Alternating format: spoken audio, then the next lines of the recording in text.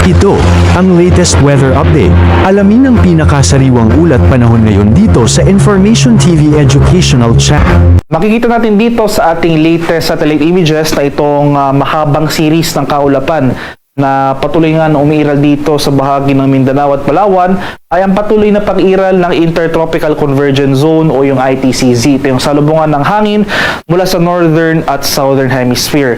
At yung lugar na kung saan nagsasalubong yung dalawang hangin na ito ay nakakaroon tayo ng mga kaulapan at kasama ng mga kaulapan na yan yung mataas na tsansa ng pag-ulan.